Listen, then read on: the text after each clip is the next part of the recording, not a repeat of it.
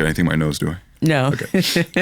All right, everybody. Welcome back to the Backcountry Manifesto podcast, brought to you by the fine folks at Sherriport. I'm your buddy out west, Hayden Samak, and today on the show, we are, I'm super honored. We have Dr. Edda Fields-Black, author of Combee and recent recipient of the Pulitzer Prize. How awesome. Thank you for coming.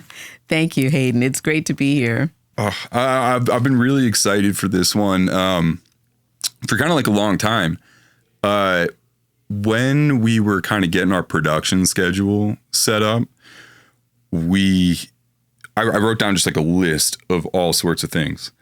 I wrote, California condors. I wrote pirates. And one of the things that I wrote was Harriet Tubman as a backcountry badass. I think that's like literally how I wrote it. And I don't think there's anybody more qualified to talk about that than you.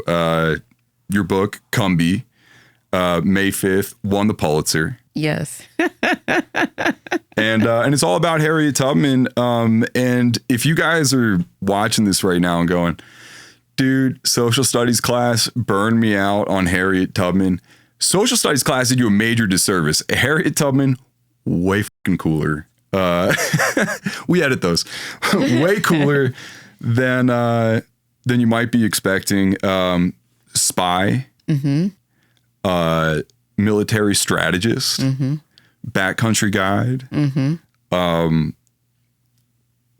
Really like a profound impact on, and I feel like if people knew that, if that's how they led with Harriet Tubman, instead of just like that one stern ass photograph that they always use, I think people would be into it. What makes you so excited about? Tell me why Harriet Tubman is so cool. I told you why I thought she was cool, but I think she's cool because she was willing to risk it all for freedom. And she was willing to risk her own freedom, she would have been sold, to the deep South, in quotes, her life, to free other people. I think that's way cool. Yeah. And she did it time and time again. Time and time again. I liken it to, because on the Underground Railroad, she went back 13 times, rescued 70 people. I liken it to putting your hand in an alligator's mouth, all the way in, all the way out, 13 times. Okay, I wouldn't do it one time. Right.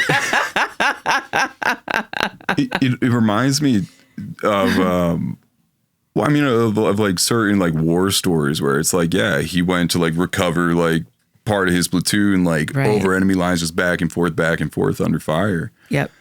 Okay, so let's, I forget what author said it, but he says, if you ever want to write something good, and this is a horrible paraphrasing of this quote, you just put a loaded gun in the room, right? You raise the stakes. You just put a loaded gun in the room. Let's talk right from the jump about Harriet Tubman's, experiences, I guess, that informed her idea of the consequences that she was up against, or the consequences that she would face had she been caught transporting people via the Underground Railroad. So Harriet Tubman is born in bondage in 1849, and as a young child experienced the sale of two of her sisters. Her two oldest sisters were sold, at least one of whom already had children. She had a nursing baby, and she is separated from her child.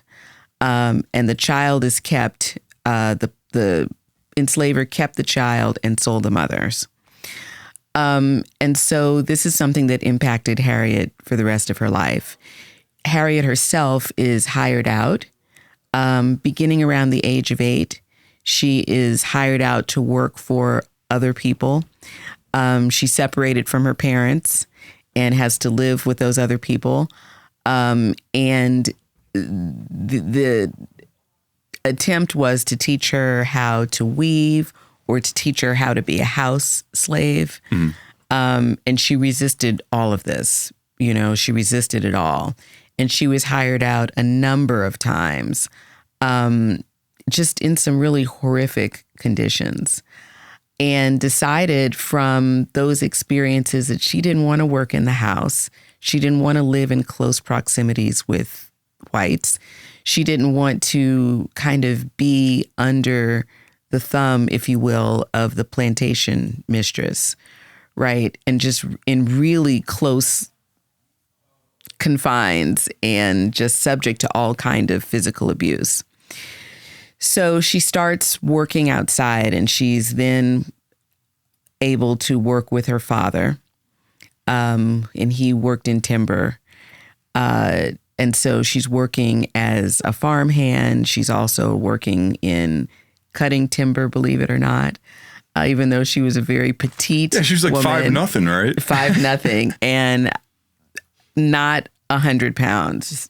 She was the wind would blow her away. She was very slight. But she was cutting timber, hauling timber, was able to, because she's hiring herself now, able to save enough money to buy oxen so that she's hauling stuff, which allows her to make more money. So very entrepreneurial, very strong, and just really like the independence and the autonomy of being outside and working for herself versus being in the house, as a child's nurse or a weaver or something that put her under which she would have had a lot more scrutiny and a lot more vulnerability to physical and sexual abuse. There was an incident when she was, I don't know if she was working outside in timber at this point, but there was an altercation between a planter and a man who had gone, or an enslaved man who had gone to the store without permission or something. And she kind of got tied up in this. Yeah. And what all happened? Most of her biographers would count this as another act of resistance. Tubman is a child, and she's sent to the store to purchase items for the mistress. At the store, she is kind of in the middle of an altercation. The overseer was chasing another child, an enslaved boy, and the child ran into the store. The overseer ran after him. Tubman got between the overseer and the child, and the overseer picked up a weight, I believe it was a 2-pound weight, and hurled it at the child and hit Harriet Tubman square in her forehead. And she said later in life that she had a shawl that was wrapped around her head, and this shawl was embedded in her skull. Her skull was fractured by the weight, and she was close to death, with a brain injury. She's taken back to the house. She wasn't given any medical care and was forced to work the next day until she collapsed, and she just collapsed. And once she collapsed, her mother was allowed to try to nurse her. But she had a very serious brain injury, and she didn't receive any medical care after it. Yeah. And that like impacted her for the rest of her life. Yeah, that impacted her for the rest of her life. She had a permanent disability, and a disability which, she would have seizures. Yeah.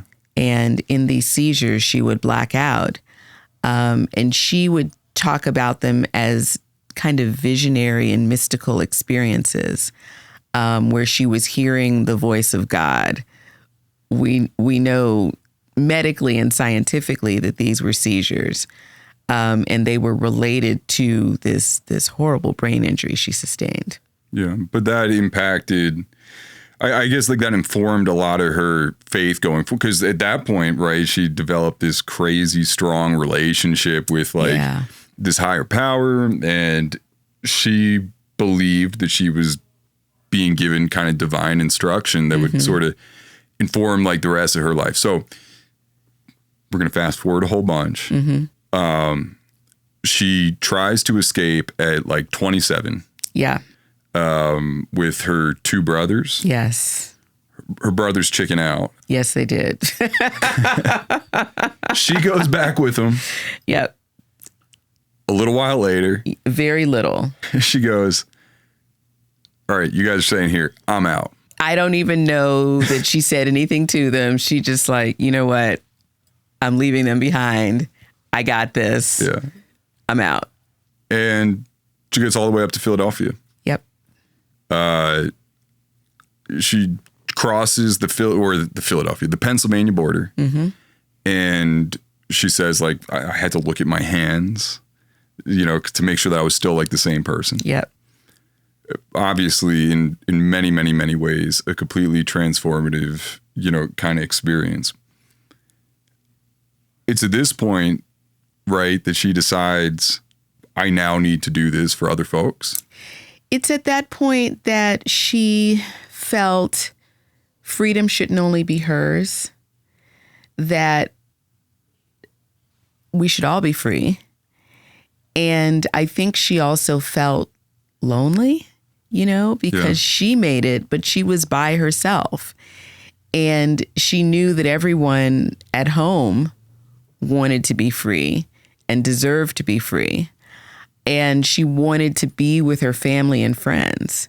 You know, she didn't want to be with them in bondage. It's like, I don't want to be with them. That doesn't mean I'm going back. Yeah. In the hierarchy of things, like, right. You know. She said, so that means I've got to help them get here. Yeah. You know?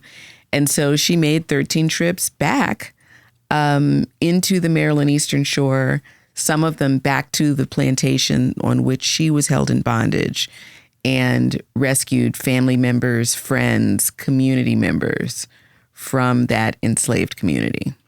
And she, when she left, was she married at the time that she initially was married? Escaped? Yes. She married John Tubman a few years before she escaped. Let's talk about some of her initial, I'm just going to call them like rescue attempts, right? Because like that's really where rescues, because like that's what they were. Yeah. There are some characteristics of the way that Harriet Tubman operated, which I think, again, is talking about the ultimate backcountry guide, are pretty amazing. She would pick certain times a year and like certain, can you explain that? Yeah. So they usually traveled in the wintertime and often during the Christmas holidays, because during the Christmas holidays, there would be days when basically the enslaved people didn't have to work. Yeah. And if you're leaving on a holiday or on a weekend, that meant there'd be more days between the day you escaped and the day they actually started looking for you. So that gave the freedom seekers more lead time, right? Allowed them to get that much further before the slaveholders even knew they were gone, before they suspected, because people, you know, typically an enslaved person, especially a man, could get a pass to go see someone. Might be his wife who was in bondage on another plantation. Get a pass on a Sunday. Sunday was not a day of work. And so if Monday rolls around and he's not back, the slaveholder might say, oh, okay. If Tuesday rolls around and then they're sending out a search party, right? So that gave the freedom seekers extra time. Yeah. And if it was a holiday, if it was the Christmas holidays, people could get passes to travel, to go see family members of families that were separated.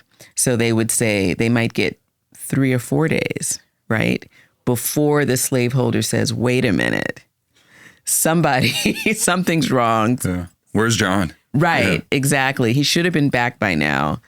Send out the search party. So she was constantly calculating all of that. Like how much time she had. Yeah.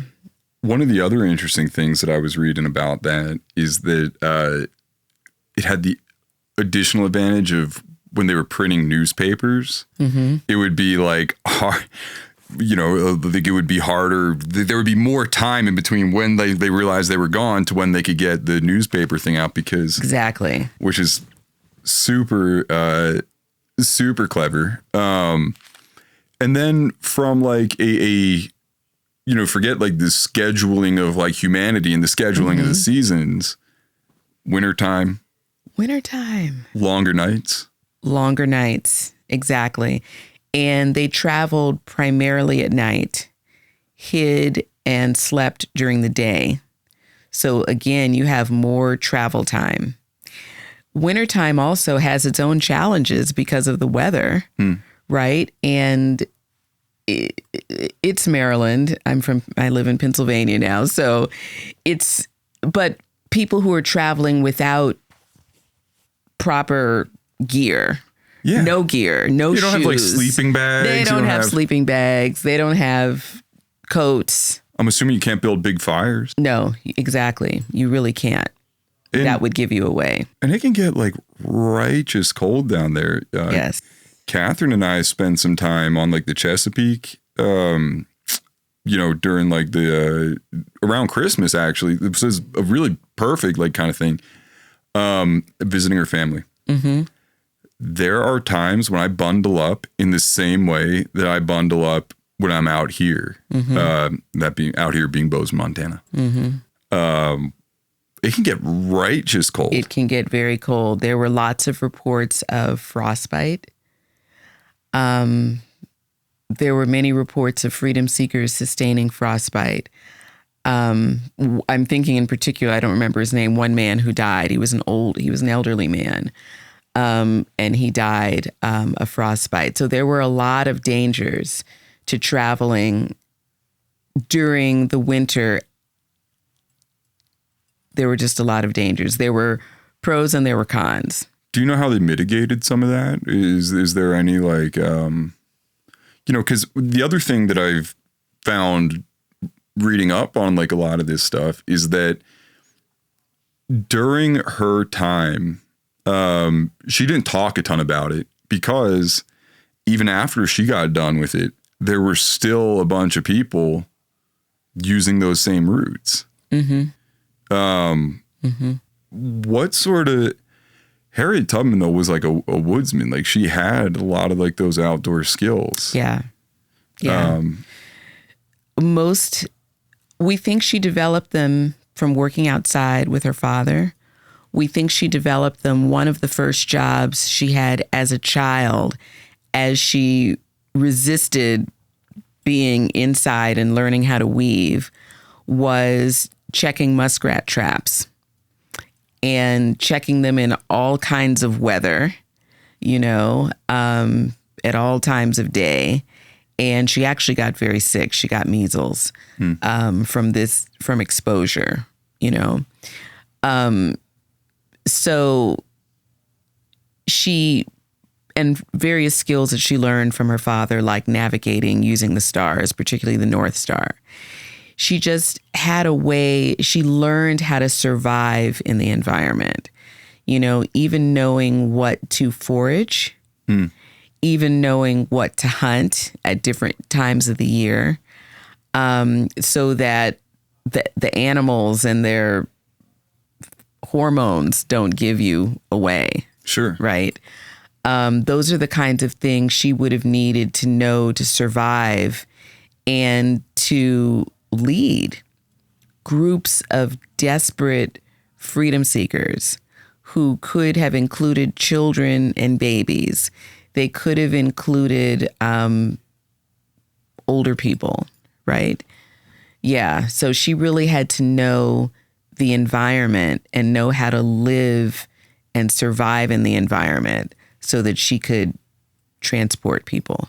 And that's one of like to me, the most impressive things about it is that, I mean, she did have a tendency to pick people or to, guide people that she was related to in some sort of way, whether it was like a familial relationship or just like a friendship. Yeah. But also like, sometimes she would go down and like something wouldn't work out for some reason. So they'd be like, okay, well, bring these people instead. Yeah. But, outside of that sort of picking, she really couldn't choose who got to go. She wasn't like, well, are you able to run a 6-minute mile? Are you in good physical health? Like, you got enough like body fat? Do you have too much body? Like, there was none of that. I mean, none of it.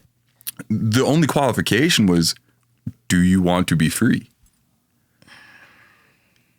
It is wild that she had the success rate that she did. How do you think she navigated? I mean, not like in the literal sense, but how do you think she navigated that? Were there? I heard about an anecdote with if there were slave catchers nearby and they had babies, they would use camphor, opium, Lanidum. Yeah. So what sort of things did they do? Like that's a good one to start with, I guess. So the babies were given something to keep them from crying, to really just kind of pacify them and keep them from crying. If there were children, the children were carried. I think that she didn't take a lot of stuff, and there was really not any room for someone to change their mind and decide they wanted to go back, because that person could betray the entire mission. And I think she might have, her brothers gave her enough of a taste of that. A taste of that. She carried a gun. And so there are plenty of stories of her pulling guns on freedom seekers who wanted to go back. Yeah. There was no going back. Yeah, what did she say? She said something like pretty awesome to one of them. I forget exactly what it is. Dead slaves tell no stories, something like that. Yeah. So it's like, no, once you made the decision and once we embark on this journey, you're on. It's on. You're not going back. Yeah. Alive. Yeah. Because like I said, not only the freedom seekers who were on the journey, but what about the abolitionists, right? The people who are risking their livelihoods. They're risking their being ostracized by their social circle, their families. Some of them are risking their lives to help you. You can't put them in danger. Yeah, well, it was a little bit bigger than, just, working as a conductor on like the Underground Railroad. But what was the dude? John Brown, the Harper's Ferry guy. John Brown. Mm-hmm. He staged like a pretty elaborate resistance or whatever, but he ended up being hanged. Right. And his elaborate plot, it didn't work. No. Unfortunately. And I think about Thomas Garrett, who was tried and convicted of helping freedom seekers. And he was mulcted, which meant he lost much of what he had built. Mulcted? Mulcted. M-U-L-C-T-E-D. He was fined. Oh, gotcha. He was fined. And it was a hefty fine. He was a business owner. He had to liquidate his business to pay this fine. And he said in court, after he was sentenced, if you know any slaves who need help, and this is a paraphrase, tell them to find me. Give my number. He's like, I'm going to do it again. I don't care. I lost everything. I am going to do it again. He was one of the people who helped Tubman on her own liberation journey. And then as she went back time and time again, passing through Delaware to get to Philadelphia. How, what kind of country are they going through in between Maryland and Pennsylvania? Mm-hmm. like topography, just generalized? What was that like? I don't think it was mountainous, but it was forested. Yeah. And there were rivers. Because it's December, some of those rivers might have been, I wouldn't say that they were completely frozen over, but they would have been icy, and thus quite treacherous, especially when people don't have any protective clothing or any protective gear, including shoes. That's wild to me. Okay, sorry, I didn't mean to cut you off. Like, that just sounds. How long would these trips take? I believe it's about 60 miles, 80 miles. So on foot. I think it would depend on who's walking. Are we talking about weeks? I could say at least a week. Yeah. Yeah. And depending on who's walking, like you said, I mean, no one had a health screening. She couldn't keep people who had physical ailments. You just couldn't screen people. Right. Anybody who wanted to be free was going. And so there, certain people would have to walk more slowly than others. Yeah. Are there any particular stories from any of her trips that you think are particularly like interesting, or is there anything that you get a kick? I personally get a kick out of the her pulling the gun and being like, "Look, man, we're fucking going." Do you got a favorite? I have two favorites. Okay. The first one is her first trip with her brothers. They were younger brothers, but they were guys. Yeah. I can imagine they tried to mansplain to Harriet Tubman why this wasn't going to work and how she didn't know where she was going, and they did, and she should be following them and not following her. Mm-hmm. So we see how that worked out. Right. And then these same two brothers, she came back to get them a couple of times. And a couple of times they refused to go for various reasons. They were being hired out. They had just, negotiated this hire, and they didn't want to put the parties in a bad situation. Right? Okay. One of them, he had a family.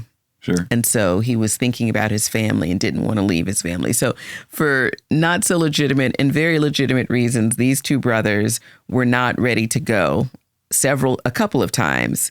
And so Tubman took other people. She did go back to get her husband, and her husband was free. So John Tubman was free. Which is interesting, but that's not unusual in the Maryland Eastern Shore. Right. That you had free people and enslaved people marrying. Right. And a part of the same community. And she went back to get him, to try to get him to come join her in Philadelphia. And she had a new suit of clothes made for him so he could dress like a free man who was from Philadelphia. And she arrived, and not only did he refuse to go, but he had remarried. So she's heartbroken. She talks about this. She thought about making a scene, right? She thought about confronting him, going to his house and confronting him, and maybe confronting them and making a big, ugly scene about it. Yeah. And she decided, you know what? It's not worth it. It's not worth it. And I have more to lose than he does. Sure. Right? Draw attention to yourself. Draw attention to yourself. Let them know that you're back, and probably be arrested, apprehended, and then sold. So she said, I'm not going through all that. And instead, that was the trip where she kind of committed that, okay, if this is what I'm supposed to do, I'm going to help other people. Yeah, I'm going to look beyond my personal heartbreak, and I'm just going to, in a spiritual sense, do what God has called me to do and help these people who want to be free. The last one was a man named Joe, and Joe evidently was a very big, strong guy who was highly valued by the slaveholder. And so they put up the ads, the escape ads with the, what do you call it? Offering a reward. The wanted kind of posters. Right. Sure. They were all over the place looking for this guy. And he heard about it and he got cold feet. And he's one of the people who wanted to go back. And Tubman doesn't talk about pulling a gun on him. Yo, I just love the fuck around, find out. I just love that level of Harriet Tubman. As small as she was, she just might have kind of showed it to him. And so everybody who's on the mission is working to convince Joe that we're going. Keep going. Dude. We're going to keep going. And so he got very sullen. But then when they crossed into Pennsylvania, they were like, Joe, you're free. And he broke out into song and dance. So he made it. Yeah. Yeah, he made it. Oh, that's wonderful. I love just this idea of, because I spent a lot of time in the backcountry, and I try to imagine how I would interact, not in that same scenario, but it's when you're in a consequence-rich environment, and forget the frostbite, forget the dangers of traveling at night. There are people looking for you.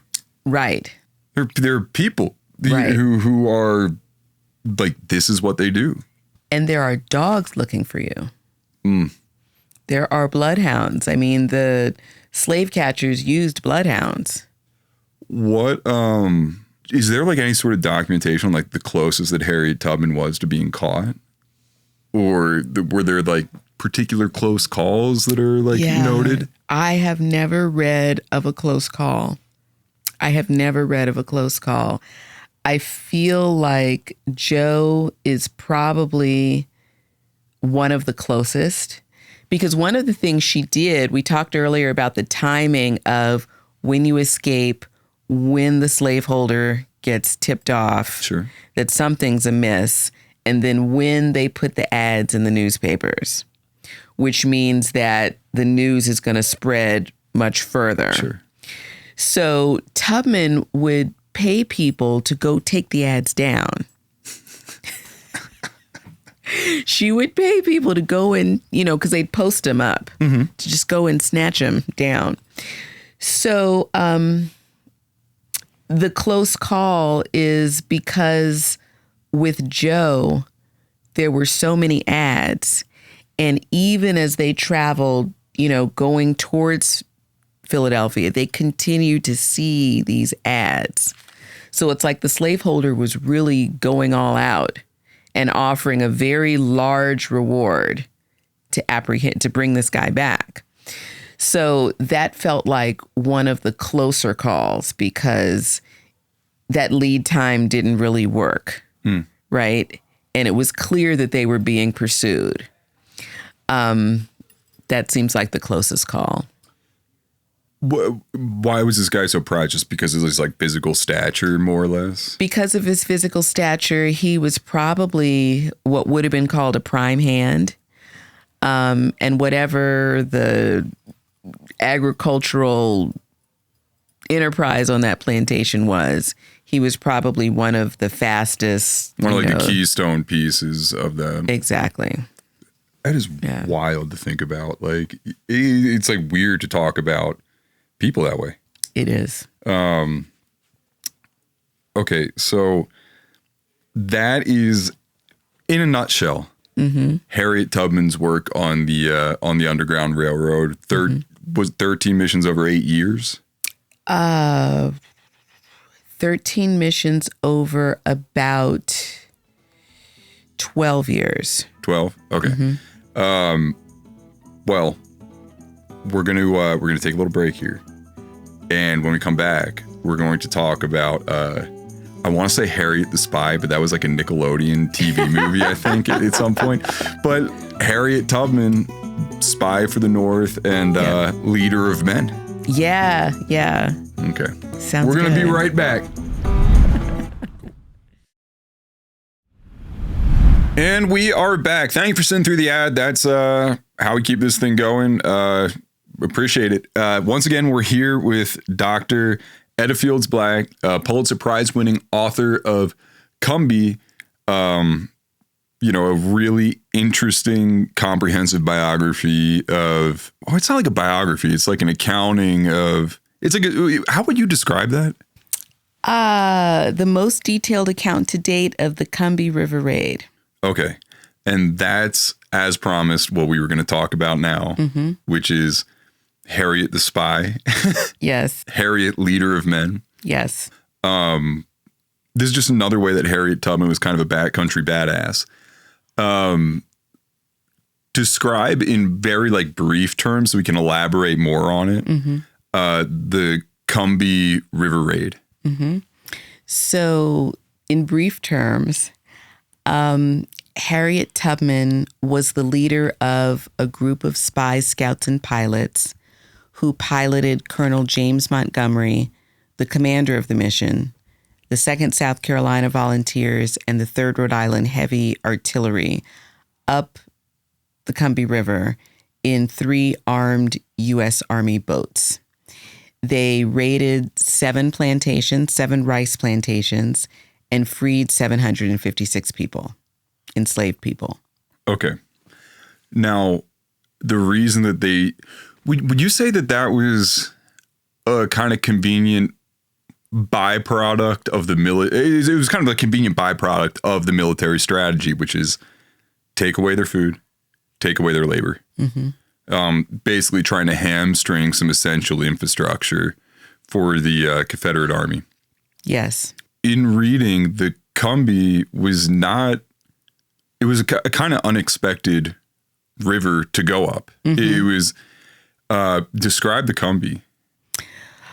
Ooh, I like to call the Combee sleepy, in that even today there's not a lot of activity on the Combee. There's not a lot of boats. About how big is it? 40 miles. And about how, is it like a wide and deep river? Is it like a pretty shallow? It's all of the above. It really depends where you are on the river. And it's very serpentine. It has some very hairpin twists and turns. In the Low Country, they call it curly. Okay. It's a very curly river. And so you can think of the challenges of getting these larger boats.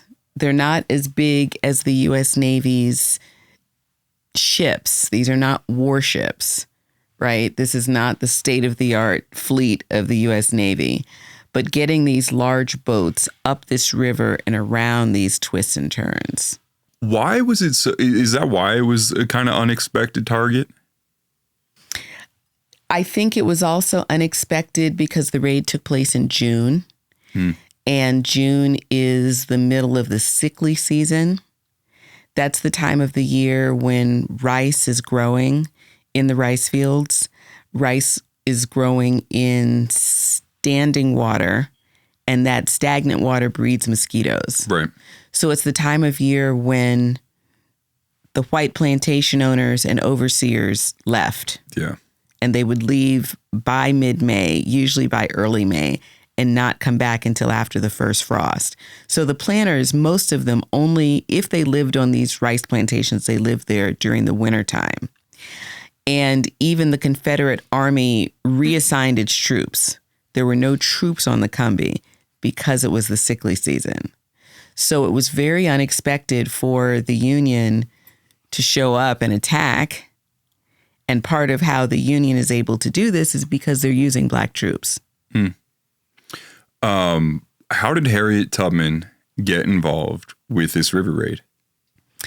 Well, Harriet Tubman comes down to serve as a spy in May of 1862. And she's in mainly downtown Beaufort. She recruits, trains, leads this group of spy scouts and pilots. And at some point, General David Hunter, who was the commander of the Department of the South, asked her if she would accompany the 2nd South Carolina Volunteers. How did she get involved in like the first place though? Like, did she knock up on like the Union door and was like, hey, I hear you might need a spy? Actually, kind of abolitionists who were her supporters, friends, sort of, they were organizing together. They actually contacted the U.S. Army and said, you all need Harriet Tubman. And Tubman, after her escape in 1849, she became an integral part of abolitionist networks in Massachusetts, Philadelphia, and upstate New York. And so it was the governor of Massachusetts who made the arrangements for her to go down and serve particularly as a spy for the U.S. Army. That is unbelievable. Was Harriet Tubman, and this is like kind of like backtracking a little bit on our previous conversation, was Harriet Tubman specifically known to, people on the Eastern Shore of Maryland, slave owners on the Eastern Shore of Maryland as like an entity? Or were they like, we have had this rash of slaves escaping and we don't really know the epicenter of that operation? By the late 1850s, there was a rash of people escaping. And the numbers were growing and growing so fast that slaveholders were very much, they were in distress, number one, because this is their livelihood. But also just in terms of trying to figure out who's behind it.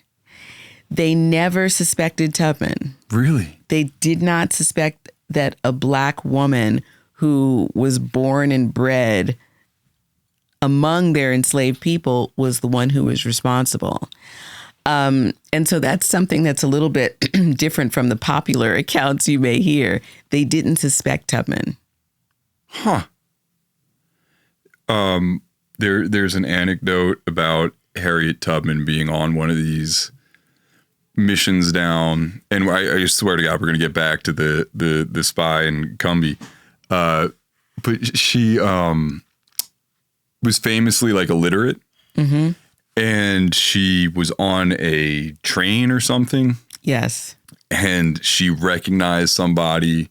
I can't remember if it was somebody that she had been directly like enslaved to, or if it had just been somebody in that sphere of planters or whatever. But she pretends to be reading a newspaper, knowing that she'll be like, oh, well, she's reading, so it's not. Couldn't be Minty. That's another interesting thing. Minty. Harriet is a name that she adopted later in life. Yes. Why? She took the name of her mother, who was known as Rit, but her given name was Araminta, and her nickname was Minty Ross. So she marries John Tubman, and around the same time she gets married, she takes the name Harriet and becomes Harriet Tubman. Gotcha. Interesting. Okay. So anyway, Harriet Tubman has gotten a hell of a reference to the Union Army. These abolitionists who are, kind of well-connected folks, they say, well, you need Harriet to do kind of these things you want to do. And was that because not only her skill as a not like a navigator, because we're talking about ships, I don't want to like derail it and be like, oh, Harriet was like a ship navigator, because that's not really the deal. But like, her general proclivity for being good at this kind of thing. And I think you want to ask, why would the governor of Maryland send her down? What was what did he think he had that she could offer? Yeah, I guess so. Part of it is just like, did they anticipate having to mobilize a bunch of slaves effectively, and was like, okay, Harriet Tubman's the woman for this job? I can't say in May of 1862 that they did. What I can say is that there was a big battle in the South Carolina and Georgia Low Country, in Beaufort, Port Royal, and the Sea Islands in November of 1861. And 8,000 people who were enslaved in those areas were no longer in bondage, and the plantation owners and slaveholders fled. So they abandoned many of the people they held in bondage. So you had the Union mobilizing to occupy this region and to help, in quotes, the freedom seekers who were left behind in the wake of this battle as the U.S. Navy conducted this battle. The Union military knew by then that the Black people who were enslaved in the region, in any part of the South, really had valuable intelligence, that they knew where everything was, right? They had been forced to move it, to clean it, to build it. Oh. They knew everything. They knew when the troops were moving. They knew how many were, the numbers of troops. They knew where the ammunition was stored. They had been forced to build the fortifications. They could tell you about the fortification. So what they knew is that they needed people to get that information, right? And on the one hand, once the freedom seekers got to U.S. occupation, many times they're giving that information. Or once they encountered the U.S. Army or the U.S. Navy, they're giving that information. But they kind of needed somebody to organize it, right? They needed somebody to spearhead it, to institutionalize it, to train other people to go out and get it. Mm-hmm. And so that's the role that Harriet Tubman played.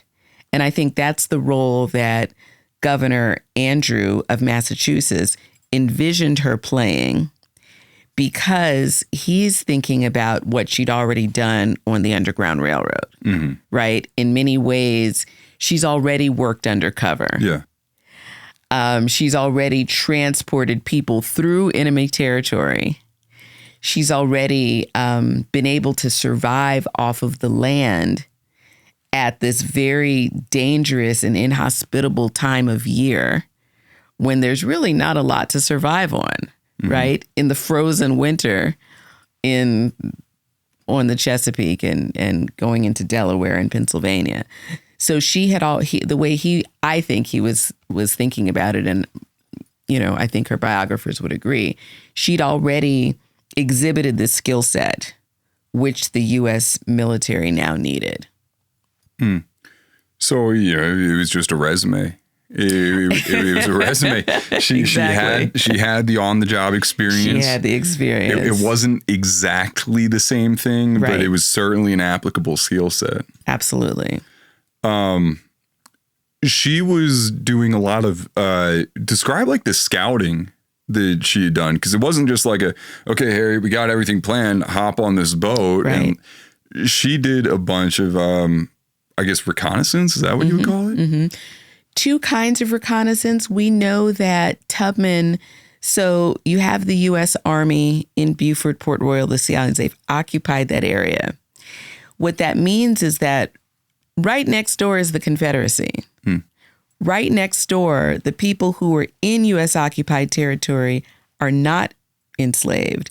The people who are next door in Confederate territory are. So the people in the Confederate territory were going to do whatever they could to get over to the Union side. And thousands of them did. And some of them came from, many, many, many miles away to get to freedom on the Union side. So what Tubman did was she interviewed those people. And the CIA today calls it debriefing them as the people who were still in bondage by the Confederacy made their way to the Union. And the first place many of them came was to downtown Beaufort, which is where Tubman was based.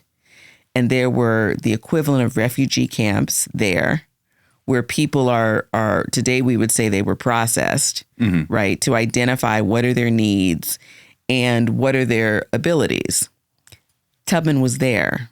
She was there to interview those people, to find out what they knew about where they came from in Confederate territory, and then to give that information to the U.S. military.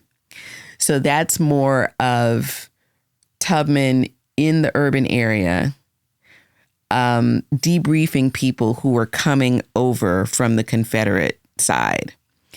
We also know that she and her spies, scouts, and pilots, these were 8 or 9 men. When you say pilots, Rivers. Okay, gotcha. Boatmen who could, at the time, enslaved men could not officially be a pilot, right, of a steamship or a steamboat. But many Black boatmen did play that role, right, taking the boats up the rivers. And these are coastal rivers. These are tidal rivers. So the U.S. Army really needed people who knew the rivers, right? That was a great advantage. It could have been a great advantage to the Confederacy, and the Union was trying to flip it to their advantage. Gotcha. So these were men whom Tubman recruited. She trained them. She led them. And we know from Combee that she and her group of men infiltrated the Combee plantations before the raid. And they found the men who were still enslaved on the Combee, who had been forced to mine the Combee River with, they're called torpedoes in the official military record. These are mines, right? So they had planted mines along the Combee River. And this was really in anticipation and to stop the Union from getting up the river. Tubman found the men who were forced to do the work. She and her men, spies, scouts, and pilots, took those enslaved men. They went back to the site. And the commanders, probably of the 3rd Rhode Island Heavy Artillery, because that's what they do. They blow things up. Sure. They removed and diffused the torpedoes. And this opened the river up to the U.S. Army. So the Combahee River Raid wasn't an entirely unprecedented thing, as far as the Confederates had put out some measures of defense, being like, okay, there are some like valuable resources in here that are important to our operation. However, they certainly didn't anticipate that the Union would be like, let's go in the worst time of year in there. And so their guard was a little bit down. Yeah. So as the folks came over to Beaufort, and Harriet Tubman debriefed them, she would select folks that might have knowledge that was strategically important. She would then take those folks back to the places of strategic importance. Was this also like something that was done like under like the cover of dark, or was this like done in like just a more not sort of dark way? Yeah, that's an interesting point. And I don't know, from the accounts I've read, I don't remember them specifying the time of day. However, I think that the Combee River Raid took place June 1st through June 3rd. So the sickly season again. Yeah. Tubman was on the plantations shortly before that. So maybe it wasn't so much time of day as it was time of year. Gotcha. Because typically there would have been no white people on the river. None. So really it was just getting by whoever you had to in order to get into this general area. But once you were in the general area, it was like, you can do whatever you want to do. There are just other enslaved people here. It's not going to be, I'm not going to run into like the Confederate Army. I'm not going to run into planters. Right. I'm not going to. Okay. However, yeah, 1863 was different. Oh. And you talked about going back to the mines. The Combee, I got to go back to the big battle. Sure. In November 1861, when the U.S. Navy kind of took over Port Royal Sound and took out the two forts, and the U.S. Army comes in and occupies Beaufort, Port Royal, and the Sea Islands. After that point, the planters on the Combee are told, and planters who are on these coastal rivers, like in the vicinity of Beaufort, are told by the Confederate Army to evacuate. They say, you know what, folks, we can't protect you. So take your enslaved people and go. And if you choose to stay, know that you're on your own. Right. Because we cannot protect you up these rivers. So what the Combee planters decide to do, they decided they weren't going. They were not going to leave. And that's November 1861. They continued, they were harvesting rice. They continued to harvest and plant and harvest. They had just planted their second crop of rice, right? When the raid happens, because you plant in May, June. So they were planning to keep growing this incredibly profitable crop as long as they could.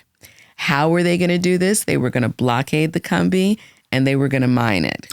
Oh, so it was less a Confederate operation and more of like an independent enterprise on the part of the planters.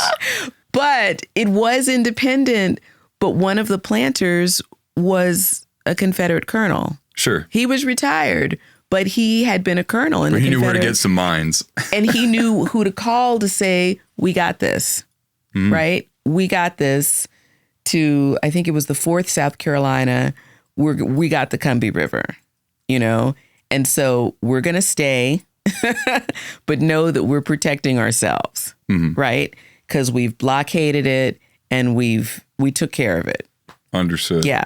So Harriet Tubman debriefs these folks that might have helped create infrastructure like the mines,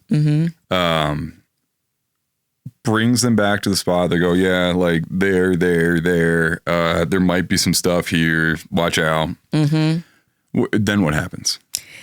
Then they go back. Okay. And how big of a journey is this from Beaufort to up the Combee? Yeah. It would take several hours. So they leave Beaufort about 9 p.m. from the wharf downtown, and they go up, stopping twice, and they hit the first, they dock at the first plantation. It's about 4 a.m., a little after. And they get to where the raid ends, which is Combee Ferry. It's after 6 a.m., just after 6 a.m. and just beginning to get light. Okay. Okay, so we have the stage set. We have, I guess, Union forces staging in Beaufort. They are getting ready to go up the Combee to make this raid on how many plantations was it? They hit 7 rice plantations and 7 rice plantations that were inhabited. Okay. So this is where there were still slaves working, being forced to work and to live. They hit 2 other plantations that are not rice plantations, and most of the enslaved people on them had been evacuated. Gotcha. But there were likely elderly and possibly disabled people left behind. Okay. Everybody's staged. Everybody's like ready to go. Can you walk us through this raid and particularly how Harriet Tubman was involved? Yeah. So about 9 p.m., the 3 boats leave. It is... How big are these boats? I'm sorry. Off the top of my head, I'm having trouble to remember, but they're steamships. Like they're large. They're large. Yeah, they're steamships. This isn't like this isn't somebody's like Boston whaler or something. This is like a... No. They were steamships that were from the New England, right? And one of them in particular, the lead ship, the gunboat in quotes, the John Adams, and it was not a gunboat. It was a steamship. It was a double-sided ferry boat that was used in New England, so it could go in both directions. Gotcha. Right? Oh, okay, it I had understand. pilot houses on each side. That boat, the John Adams, they tricked it out with some guns. Nice. And some armor, and they made it into a gunboat. It was not actually a gunboat. So the 3 boats leave. It's about 9 a.m. They're traveling under the light of the full moon. They're traveling during the spring tide. So these are the highest tides and the highest and lowest tidal amplitudes of the lunar cycle. Okay. And in theory, and probably in practice, except for one little glitch, those high tides help them get these boats up the river. Sure. Right? So all of that is choreographed.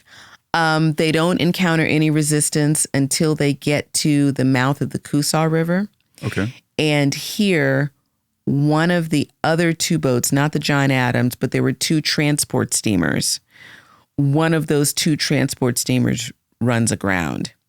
And the Coosaw River was notorious then and now for its sandbars and floating sandbars. Yeah.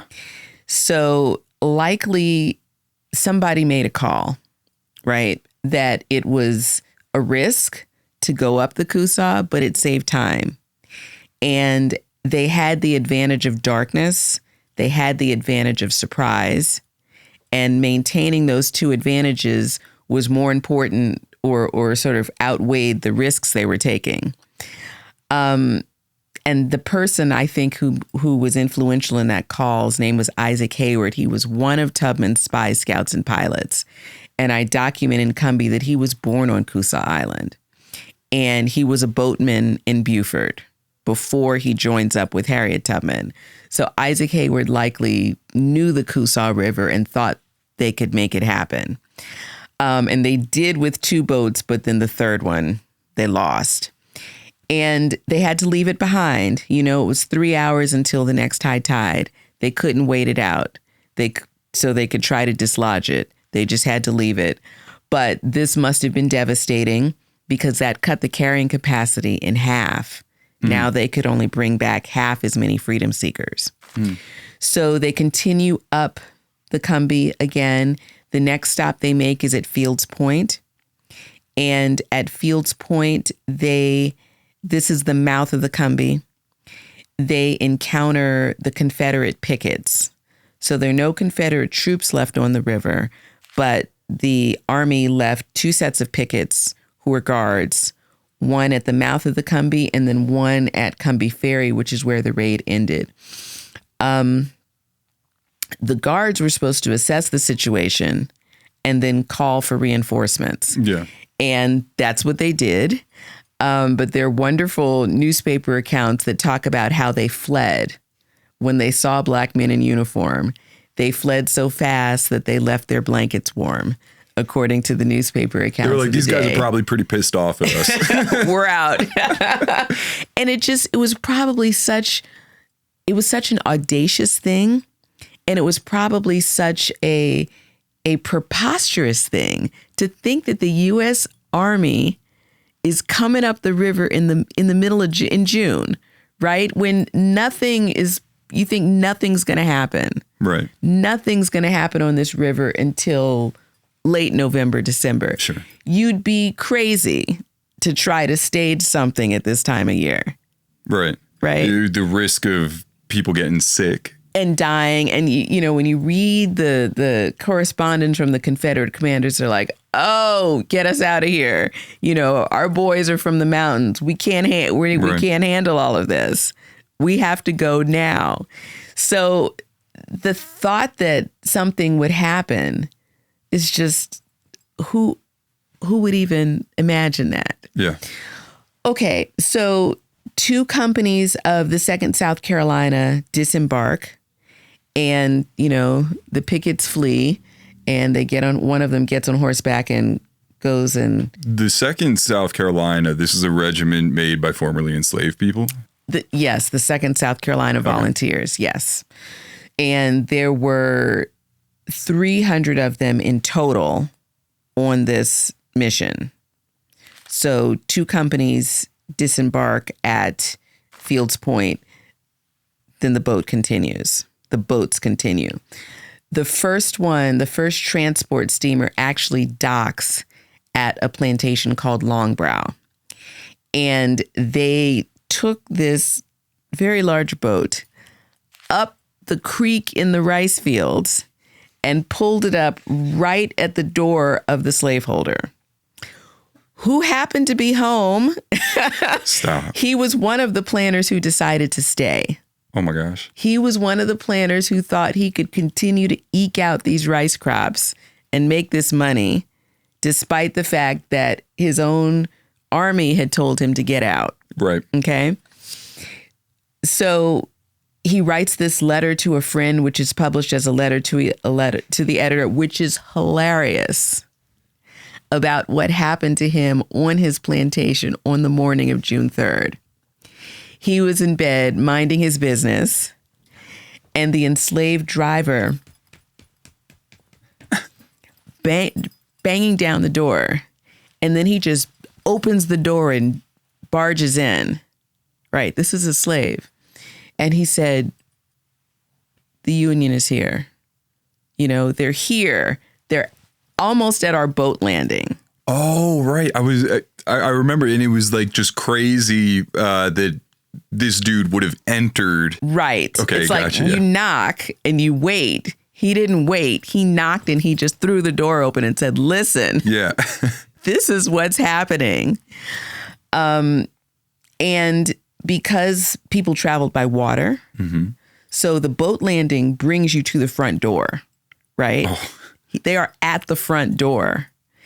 And so the planner, whose name is Joshua Nichols, says, okay, you go back to the field hands who were already in the rice fields.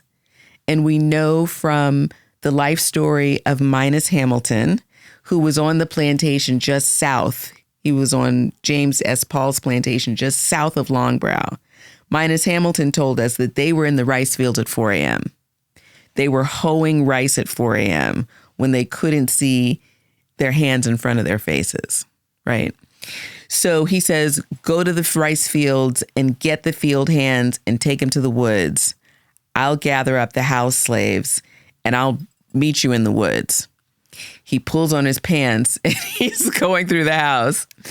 And the house slaves are telling Joshua Nichols, they're like, yes, we're going to follow you. Yes, yes. They're packing, right? They're putting their little stuff together. And he notices that they're going in the opposite direction. They're going to the river. And he's totally at a loss. Like, what? What am I supposed to do? So he says, I had to go to the woods alone. And he's alone because the driver went to the river also.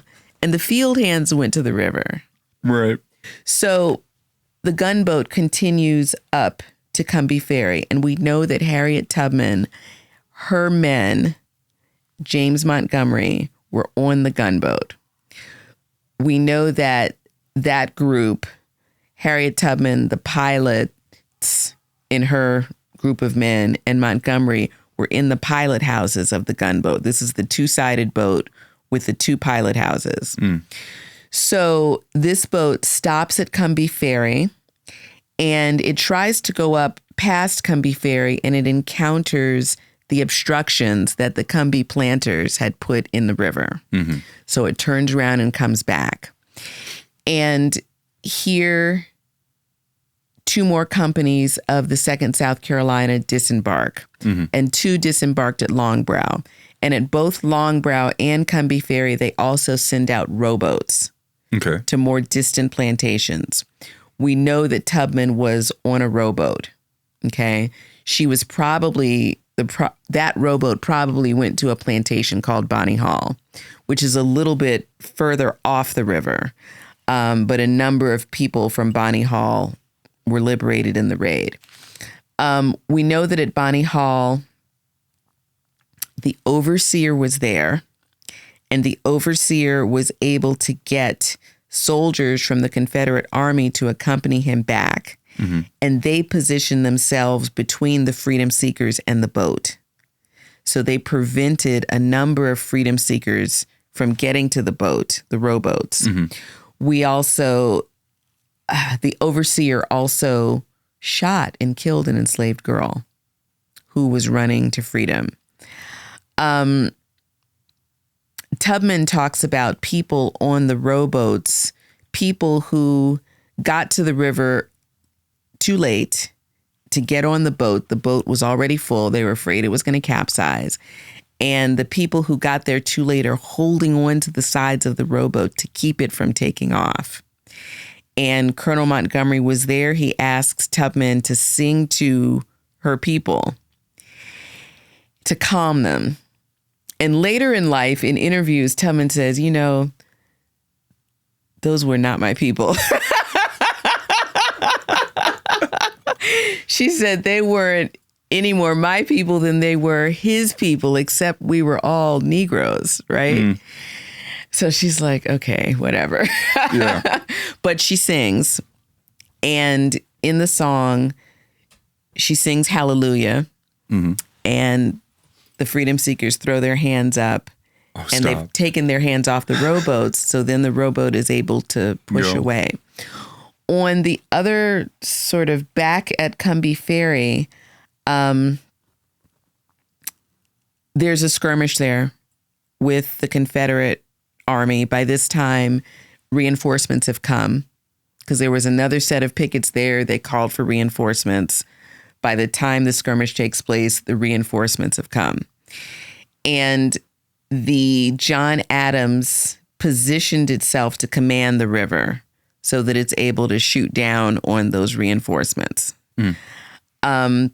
2 companies of the 2nd South Carolina get out. They cross this very narrow causeway surrounded by rice fields, not knowing if, you know, more Confederate soldiers are waiting to ambush them.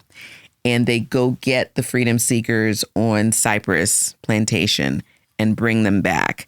And I tell the story of Friday Hamilton, who had escaped from that same plantation before the raid and gone to Beaufort and joined Montgomery and then come back during the raid.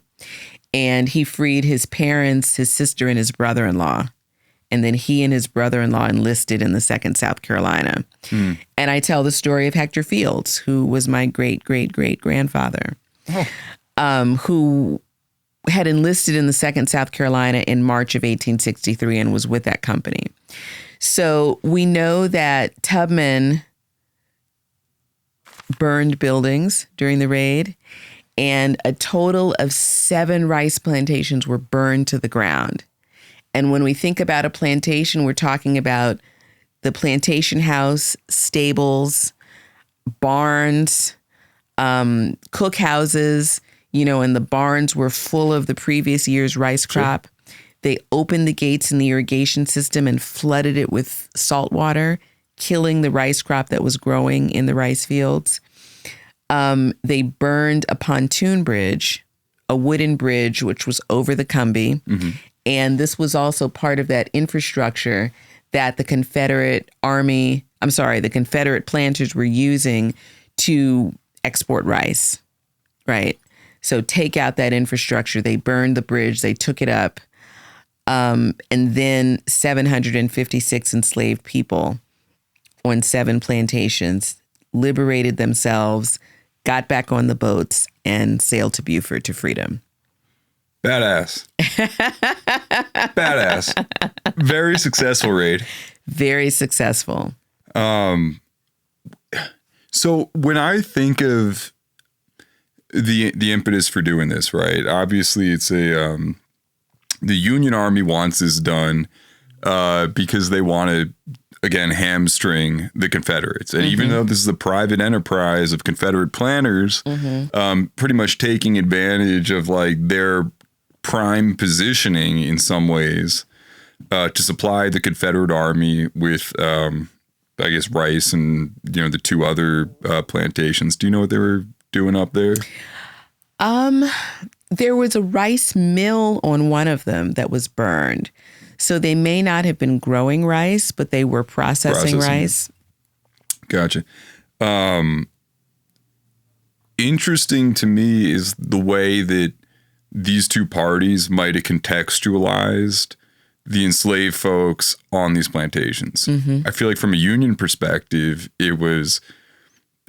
this is more agricultural infrastructure on some sort of level, or not on some sort of level, like at a base level, like these enslaved people are, allowing this thing to move forward. But then for people like Harriet Tubman, for the Second South Carolina Volunteers, there was like a semi-ulterior motive there. Did she ever talk? Did Harriet Tubman ever talk about that directly? Was she like, yeah, like it was a union gig for sure, and I understood what we were doing, but also it was like a real good opportunity to free like 756 people. Yeah, I think she does, and I think Tubman's motives and the Union motives were actually one and the same.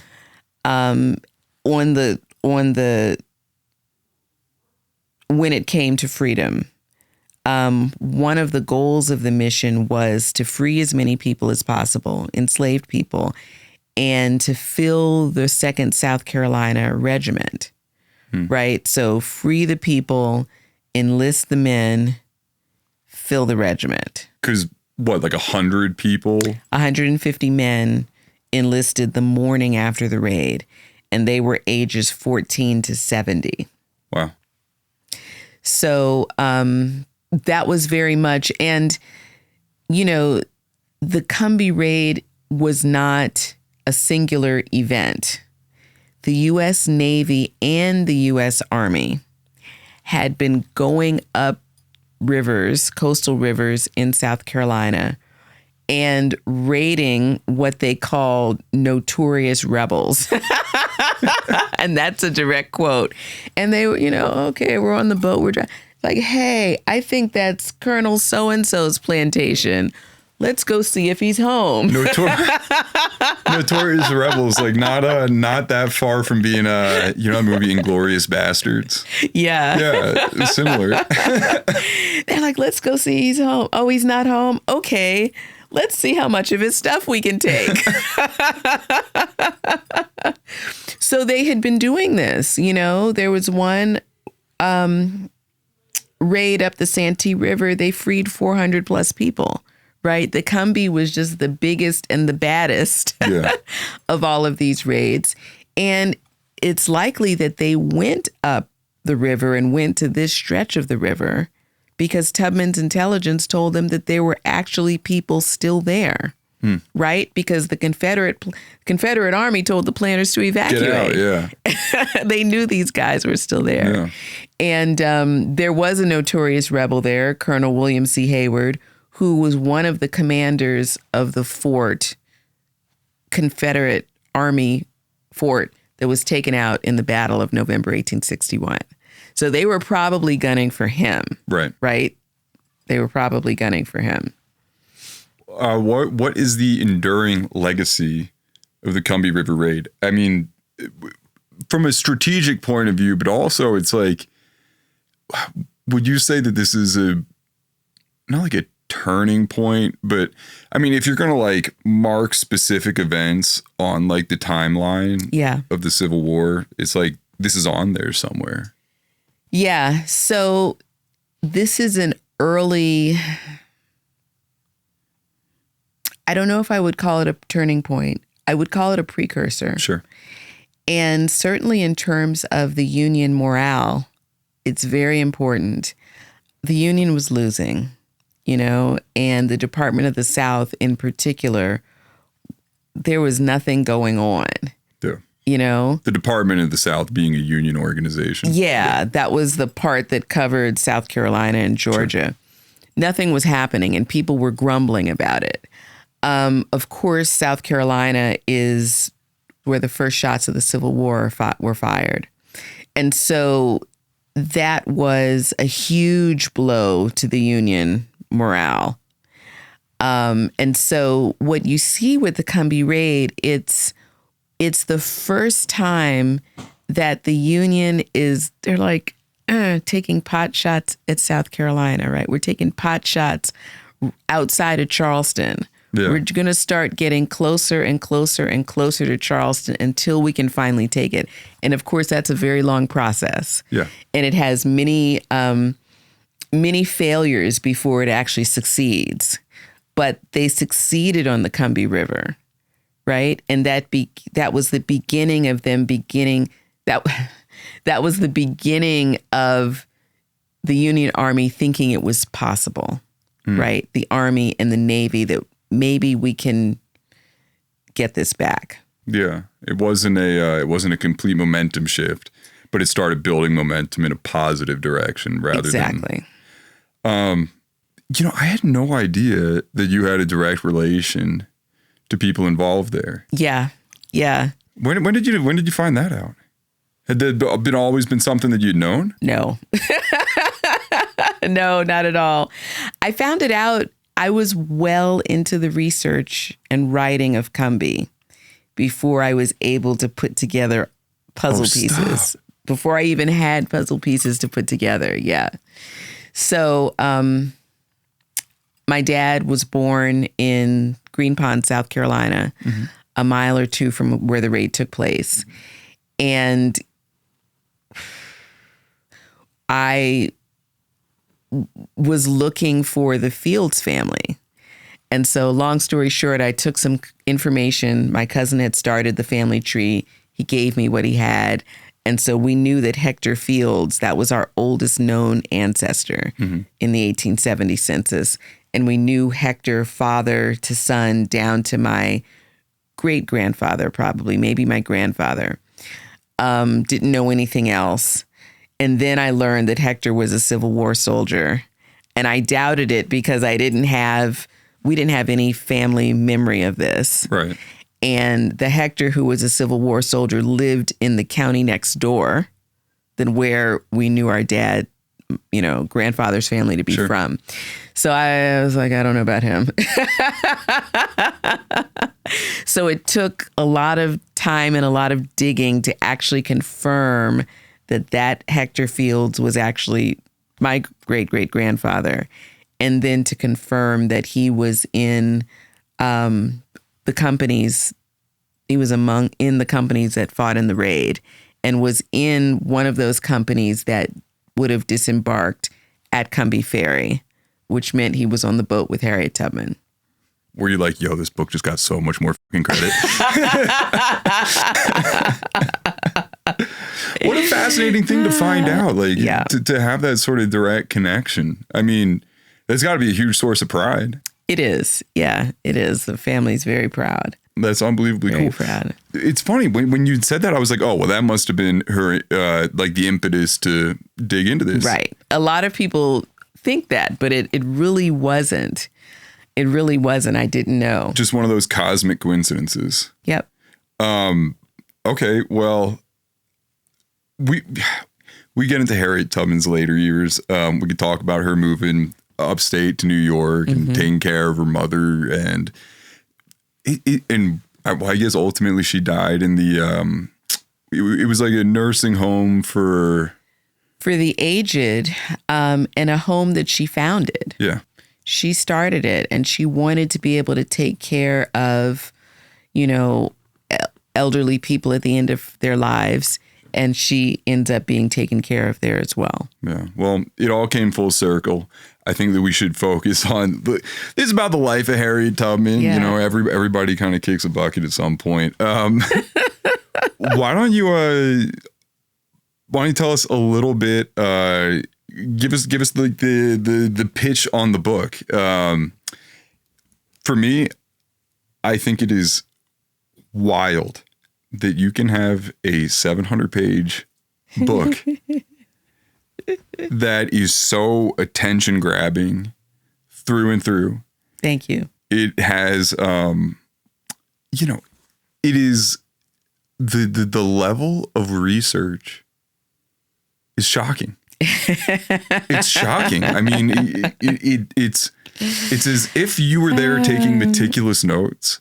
And it is so much, again, and we've talked about this several times. I wish that in history class in high school, they gave it to you like this. Mm-hmm. Because really what it is it's a book on military strategy. Hmm. It is a riveting firsthand, or not firsthand, but like a riveting account of, I mean, you can put this against, it reads almost like, do you know Band of Brothers? I've heard of it. It was a really acclaimed miniseries where they follow the 101st Airborne from, I guess their initial training under this kind of jerky dude. I think Stovall is his name. Then eventually under the command of this Major Dick Winters is the guy's name. And they follow him through Combahee all the way to taking Hitler's crown jewel in Nazi Germany, that being the Eagle's Nest. And they talk about it with some level of precision that is just, it's at once engaging because it's a really fluid story, but it's also the historical, the places, the timestamps, the individuals, everything is there. And that's how your book reads to me in a lot of ways. It's really unbelievable. Thank you. So that's my pitch for your book. How do you How would feel? I pitch it? Yeah. I would say that it is a detailed account of the Combahee River Raid and of Harriet Tubman's Civil War service. The main characters are Tubman, who was working as a spy for the U.S. Army, the freedom seekers, so the people who Tubman liberated in the raid. And I'm they're using sources that haven't been used before by historians to tell the stories of their lives before, during, and after the raid. And the environment. So the rice fields are a main character. And, one of my goals was to put the reader in the rice fields at 4:00 in the morning when the enslaved people were hoeing rice. They couldn't see their hands or their hoes in front of their faces. They wouldn't have been able to see the snakes that were hiding in the grass and the moss as they walked a mile from the slave cabins to the rice fields. They couldn't see the alligators that were infesting the rice fields, right? I wanted people to understand what enslavement was like in this environment. Terrifying and deadly, so that by the time they're standing up to their ankles in muck, hoeing plants they cannot see, but they begin to first feel, smell, hear, and then see the U.S. Army boats coming up the river, and knew it was freedom, and knew that freedom was finally coming for them. We could try, and we have to use our imaginations in 2025, but we could try to put ourselves in there. I can't even say shoes. Right. Yeah. Well, Combee, Pulitzer winning effort by Dr. Edda Fields-Black, you've been such a wonderful guest. Thank you so much for coming on. Congratulations on the Pulitzer. Pleasure. Congratulations on all the success. We're going to have a link where you can find Combee. It is going to be in the description below. It's been sold out, so hopefully you can get your hands on one sometime soon. But it is available on Kindle and Audible. Yes. And I think it's back in stock now with its little Pulitzer Prize medal on it. I'm gonna get one. I'm gonna have to send it to you to get signed. Okay. Well, thanks again. Thank you guys for listening. Hey, we'll see you. We'll see you all next time. That was awesome.